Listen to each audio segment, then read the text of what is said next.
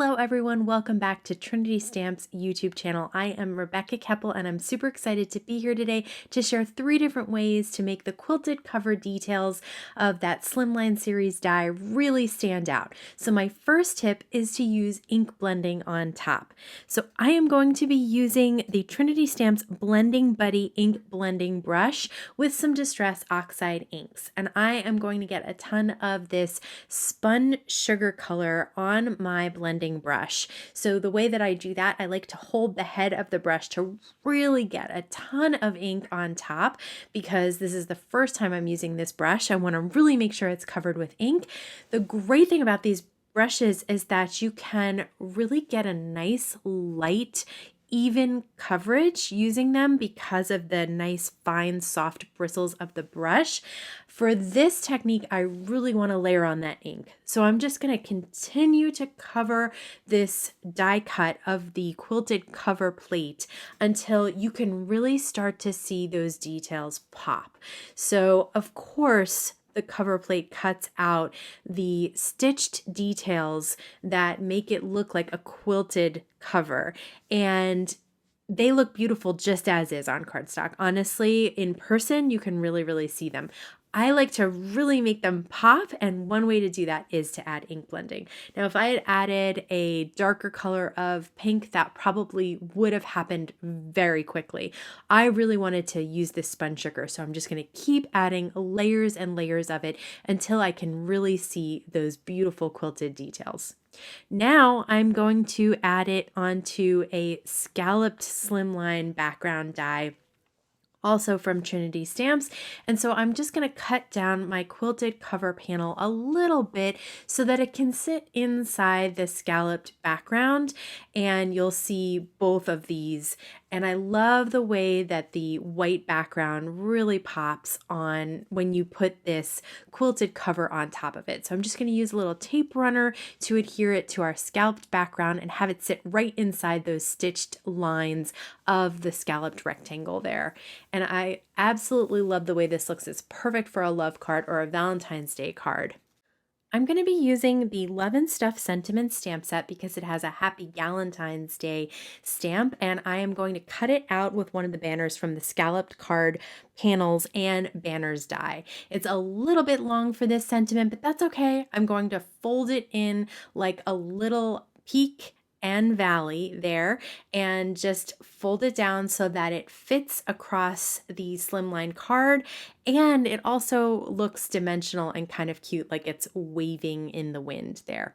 Next, I'm going to use the Bunch of Bows die set. Now this die set is so cute. There's a couple of dimensional bows. There's one image that's like just a die cut flat bow. So all you have to do is bend those little panels back there and then adhere it down to the bow base, which is what you see on my table. So I'm going to use a little bit of really strong tape runner on the back of that fold and then just fold it into the center. Super easy. It's very quick to make this really cute dimensional bow, and then you just have to adhere it down to the center of that bow base again. And I cut these out of pink cardstock this time.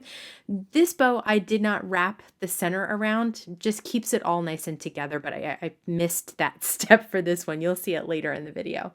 And then because I am adhering these bows down to a panel that has Distress Oxide ink, I am using a strong liquid glue. Sometimes those Distress Oxides, they dry kind of chalky almost. They might resist some tape runners. So I really like to use a nice strong liquid glue, especially when I'm adhering dimensional elements like these bows. It would be fine to use tape runner, but I really want to make sure that they stay put. So I am using a liquid glue for that. And then for the little sentiment, since I'm adhering down to the white cardstock there, I did just use some tape runner on those.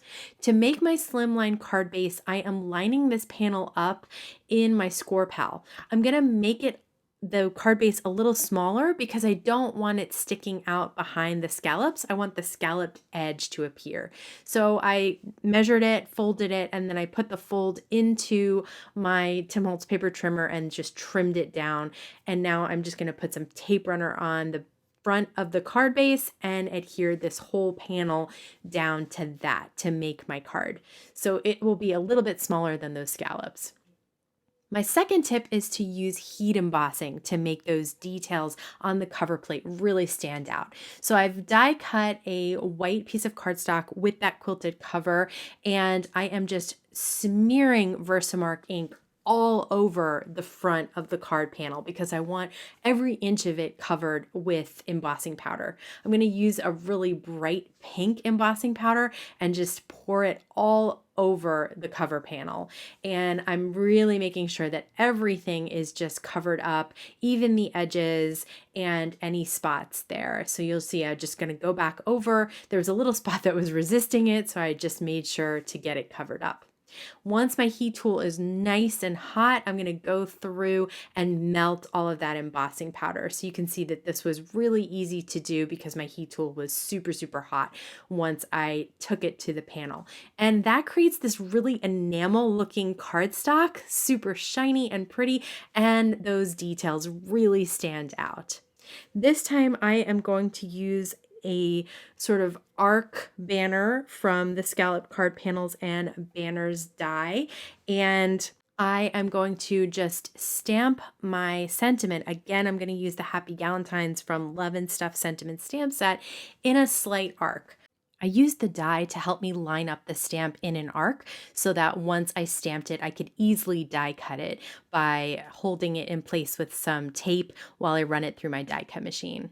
So I trimmed down my panel again and placed it onto another white scalloped background from the Scalloped card panels and banners die. I put a little foam tape behind the arced banner, and now since I cut out those side pieces, I just adhered those with some tape runner.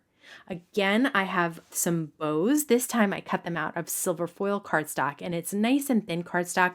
You want to, for these bows, to use a thinner paper because then you get that curved look that keeps it nice and dimensional. If you use something too heavy, like 110 pound, when you go to curve it, you might end up with creases rather than curves. You can do it, using maybe a pen or something to curve it around, but I find it really easy to use with the thinner paper.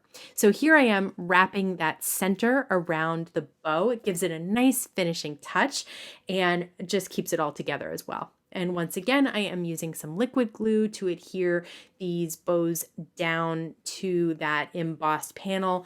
Again, just like the ink blending, the embossing can be a little slick, so you want to make sure that everything stays put and use some strong adhesive. My third tip for making those details of the quilted cover plate stand out is to use a white gel pen.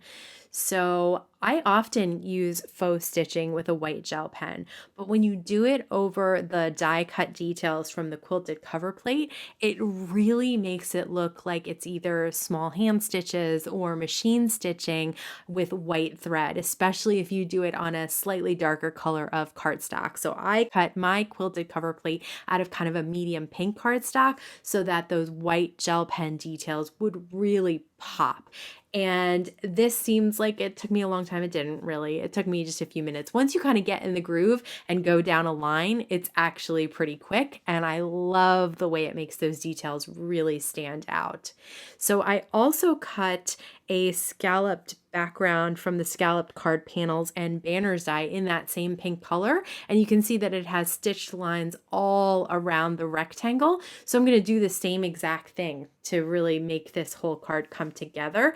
And again, it's just kind of going down the line of those little details that have been die cut to make it look like white stitching all around. And I absolutely love the way that this turns out and looks, and it was really very quick and easy. So it's just a quick way to make a little extra detail on that already beautiful detailed die cut. You can also see I added some dots to the scallops themselves. Once that was done, I decided to, again, cut out a stitched rectangle, this time from the Sending Hugs die set. So I cut it out of white cardstock, and I'm going to use our same Happy Galentine's Day stamp set from the Love and Stuff Sentiments stamp set there, and just stamp it right on top of the die cut. Sometimes I stamp first and die cut, and this time I decided to die cut and then stamp. It came out perfect. And I think this was the perfect size.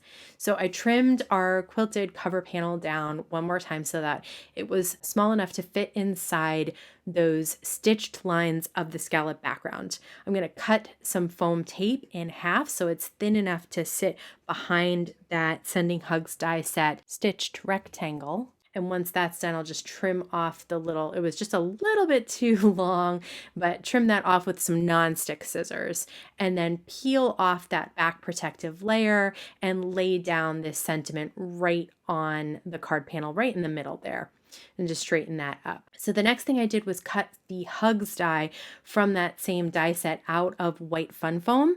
And once again, I'm going to use some strong liquid glue to adhere these down. I'm going to put the H down and then the S down so that I can evenly space the U and the G in between them.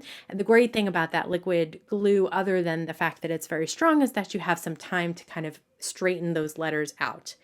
So here I'm going to put one bow just above the S. It kind of looks like the little S is wearing a bow in its hair.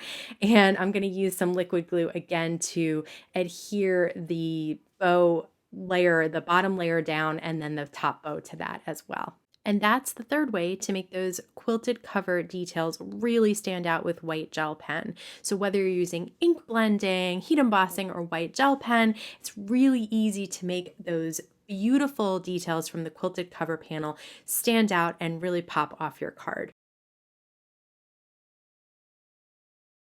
If you're interested in checking out the supplies I used today, they'll all be linked down below. I want to thank you so much for stopping by Trinity's YouTube channel, and I'll see you again soon.